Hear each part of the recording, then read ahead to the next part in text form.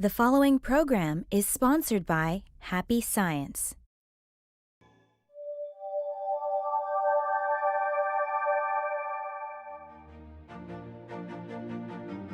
Hello, and thank you for accepting our invitation to happiness. Ryuho Okawa is known as a global visionary because of his deep spiritual insight and commitment to guide the world to a brighter future. To accomplish this, he founded Happy Science Group in 1986, which is now a global movement in over 100 countries. His vision and message to the world goes beyond the differences of race and language, empowering people with love. Together, in this 8th series program, we will explore practical ways on how you can be happy and how you can take part in creating happiness as a society. Thinking about the future can fill us with anxiety or fill us with hope and joy. A lot of us might even be concerned about the future of humanity. Fate and destiny has always been quite a mysterious topic. But what if the truth of fate and destiny was that it isn't set in stone? What if your future was completely yours to build, and that the key to building it was to hold on to hopes and aspirations for the future? But first, let's go to the streets of New York and ask the question, what are your aspirations in life, and what are you doing to achieve them? I guess it kind of ties in with the first question. My aspiration in life is I just really want to maximize myself to my full potential. I really want to do everything that I can to reach my goals, whether it be my career goals or whether it be to touch people some way. I want to create some sort of change. I want the world. I want to create an impact, and I want, even if it's one person, to feel that. My aspiration in life is to be the best me possible and to help people. At the moment, to achieve that, I am helping people, and anybody I can help, I do. I've been in certain situations where I know how people feel, and if anyone needs help and they're down on luck, I'm down to help them. Oh, aspiration, I'm an artist. I always do things, artistically. And my aspiration is to die young as late as possible. How about you? Do you have aspirations? Today, we'll explore what you need in order to build your future. Let's begin with Okawa's lecture. When I think back to my younger years, I am reminded of the tough times I had in New York City, where I used to work for a general trading company.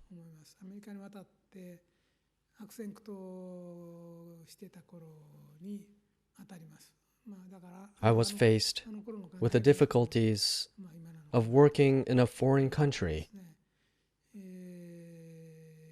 and I had my share of struggles with the English language.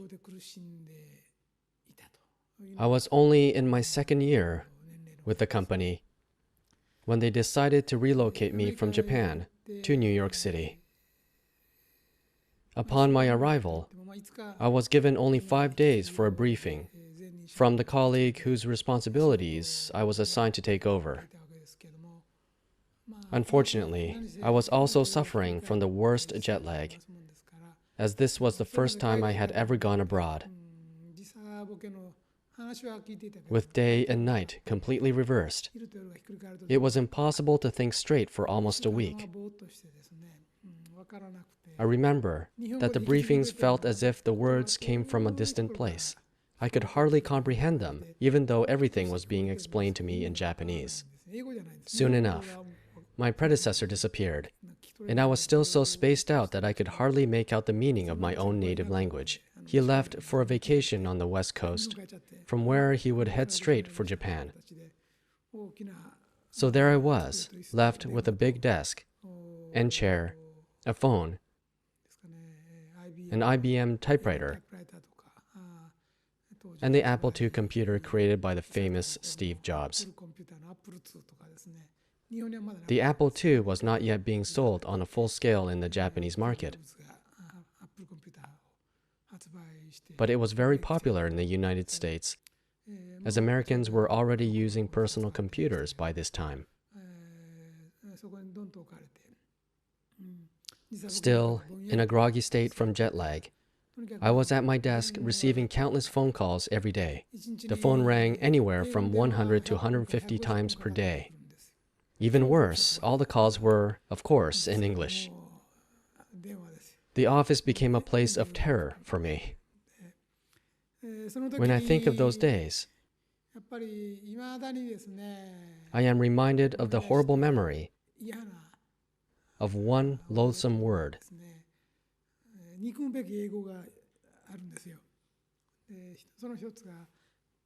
Callers would often say to me, "Pardon?" or "I beg your pardon." In short, they had a difficult time understanding my English, that they were asking me to repeat myself. Being asked 3 times was enough to make me feel completely discouraged about my English skills. My English was obviously unintelligible to a native speaker. Pardon was not the only word that disheartened me. I also struggled with being asked, "Is there anyone who can speak English?" Obviously, they were requesting to speak with someone else who could speak English better than I could. But when I looked around, all Japanese colleagues who spoke fluent English were engaged in other calls, and all the American employees were equally busy taking their own calls.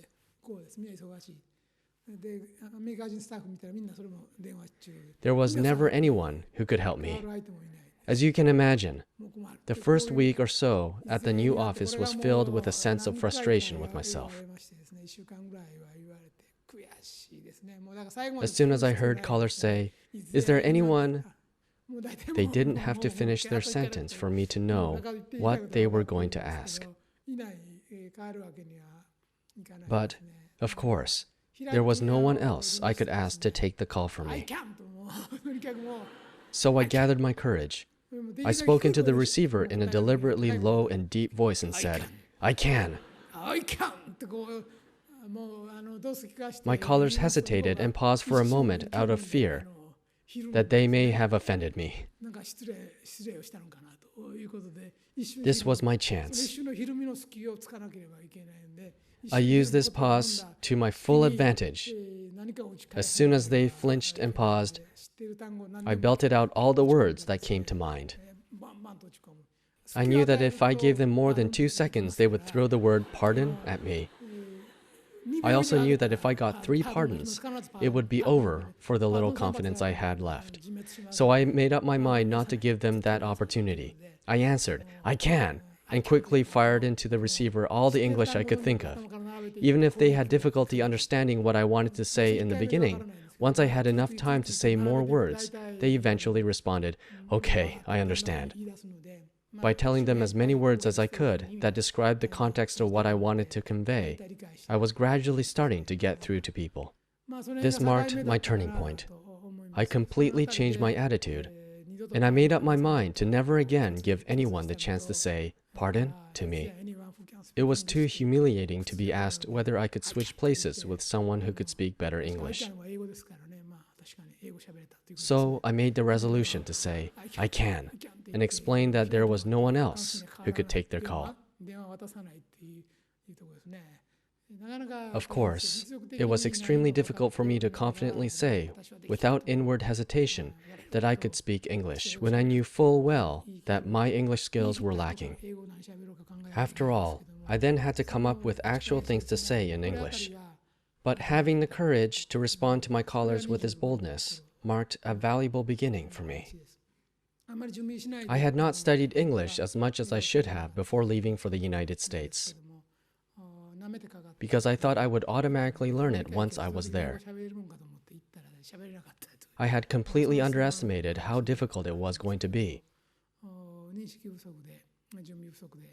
As a result of my ignorance, I went through a tough time, but being forced to work on my skills taught me many things. Many people probably thought that I had a lot of nerve going to the United States with my level of English. But the truth was simply that I had no idea how difficult it was going to be. It had not completely dawned on me at the time that the best of the best from all over the world, as well as all over America, were sent to Wall Street the site of the New York Stock Exchange in Lower Manhattan. My company had decided to send me there to compete with these top American business people. But I was not yet fully aware of the magnitude of the expectations set upon me.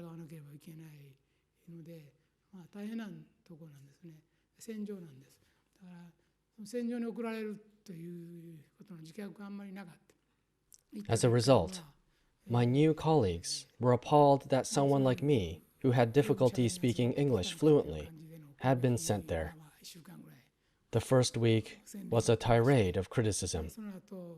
And with this initiation into the tough world of Wall Street, I began my career practically groveling.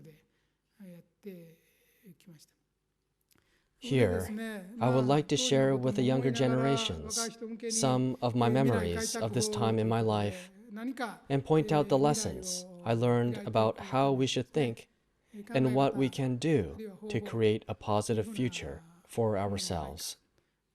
Have a dream. This is my message to all members of younger generations who have a long future ahead of them. This is a big topic for everyone. You cannot possibly create a bright future for yourself without a dream to pursue. Know exactly what you want to achieve and make sure to dream big. It is in the very fabric of our nature as human beings to chase our dreams. And if you don't have a dream, you should take it as a valuable sign that you are not yet thinking of your future. If you find yourself without ideals, find your dream and start building your future. The next step is to start making an effort to make your dream come true. You need to have a dream in the first place, but you also need to make sure that you work on making it a reality. Don't be just a dreamer, waiting for the dream to come to you. Whether your dreams come true depends on how much effort and perseverance you put into them. I do not want anyone to end their lives only dreaming about their ideals. So keep asking yourself, what can I do to make this dream come true? When you start working on your dreams, you first need to have a clear idea of your goals. You can start by setting yourself a big goal. Then you should set yourself smaller and midterm goals to aim for on the way.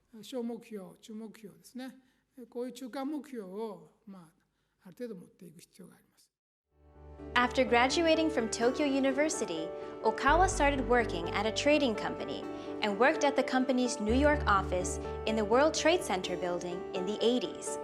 As you saw, by having a dream and making the effort to realize that dream is all it takes to build your future.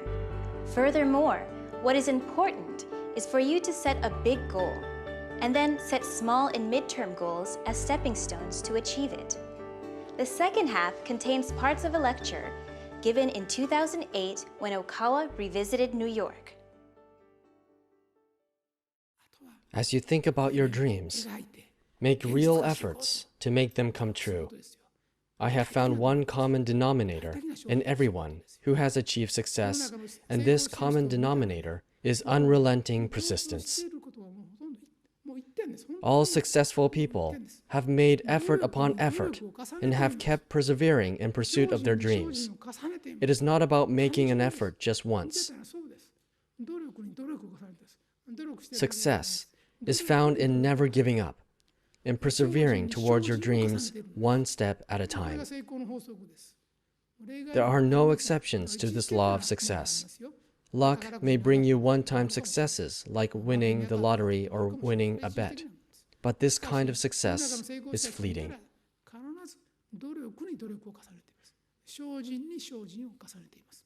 To become successful, first make sure that you have a dream. Then conquer your fears through faith. And finally, never stop persevering and make a constant effort toward actualizing your dreams into reality. This mindset of constant effort and devotion is about giving it extra effort even after you have given it all you've got. Where someone else would have stopped and given up, you will think, I'm going to keep going and take another step. Everyone is equally given 24 hours each day. And how we use these hours determines our future. The number of years everyone lives varies, but everyone is given the same exact length of time each day, no matter who you are.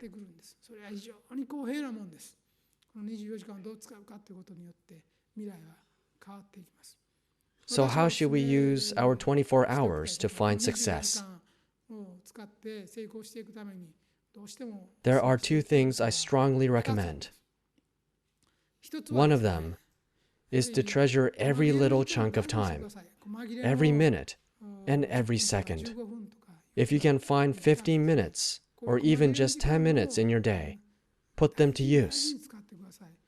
It will not get you anywhere to keep putting things off and believing that you will study when you have a large block of time.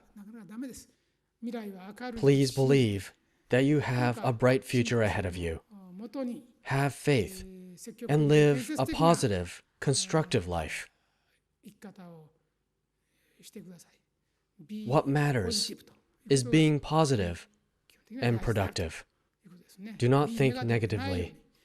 Think positive. Keep looking forward, and the path will open up for you. This is a recipe not only for individual success, but also for a new, brighter future for our entire civilization. Here is New York, my second hometown. More than 25 years ago, I lived in New York and I worked at One World Trade Center. Behind my desk, there could see the Statue of Liberty. And it's my younger days. New York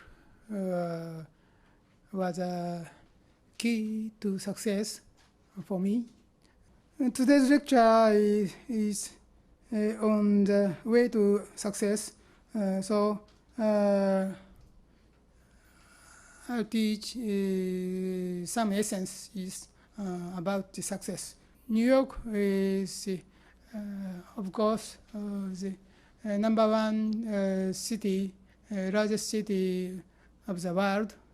But you must be strong.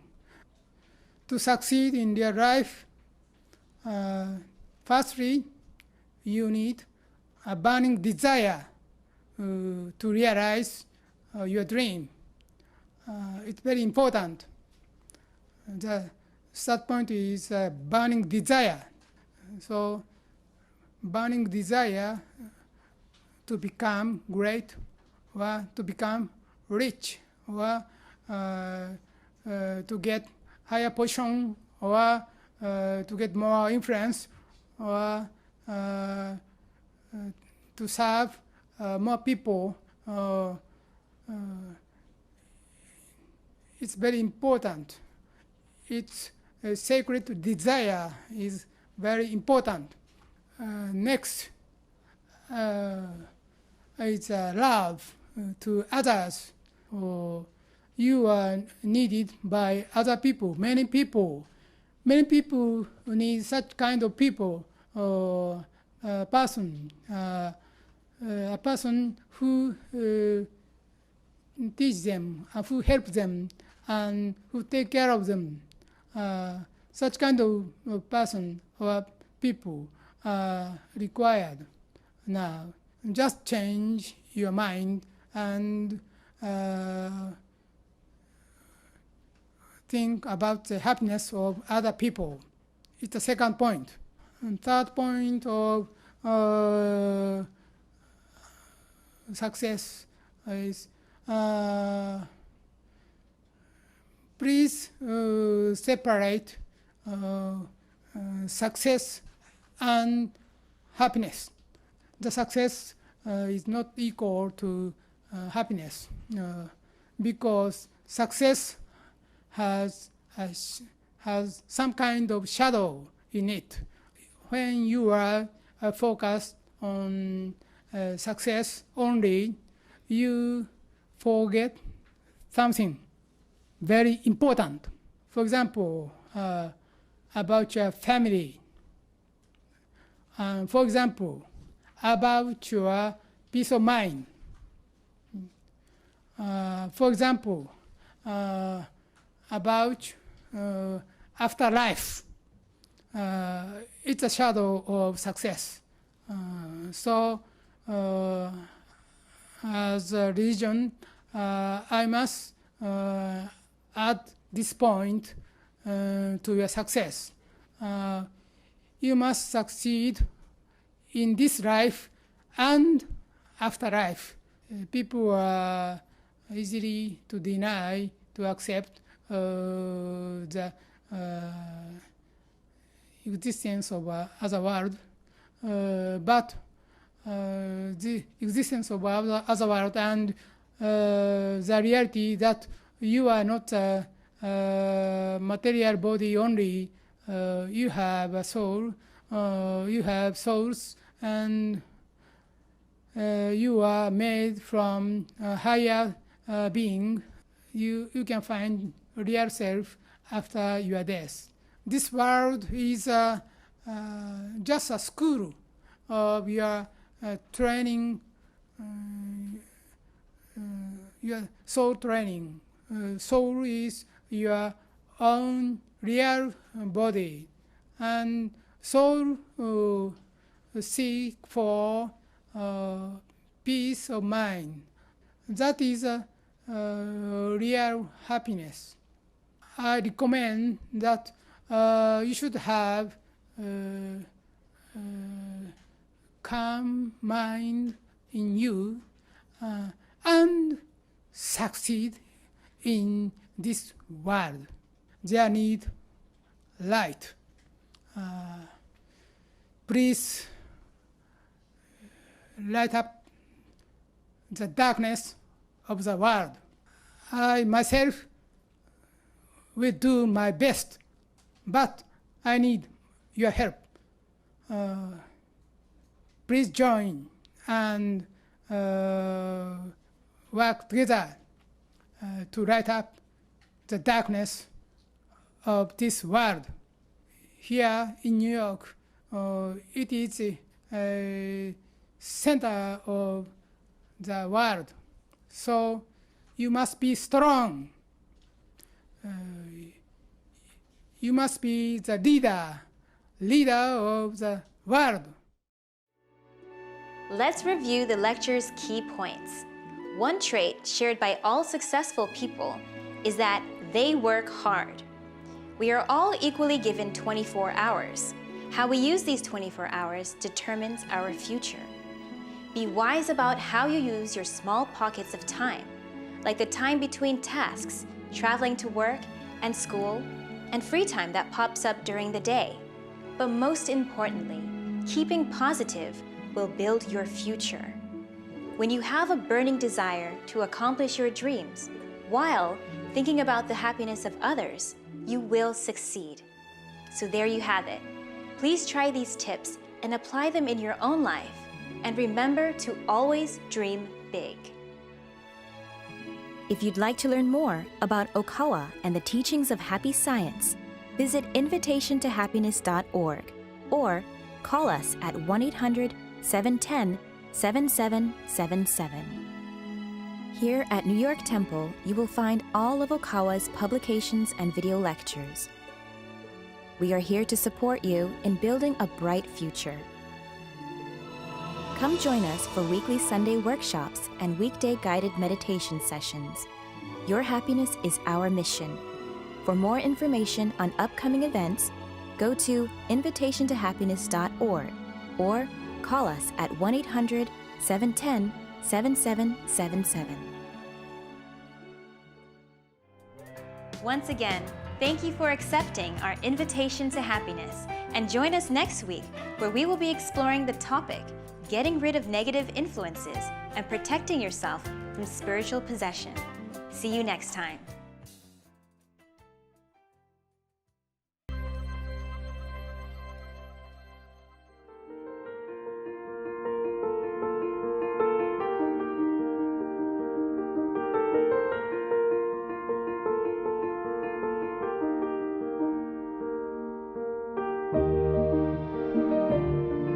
The preceding program was sponsored by Happy Science.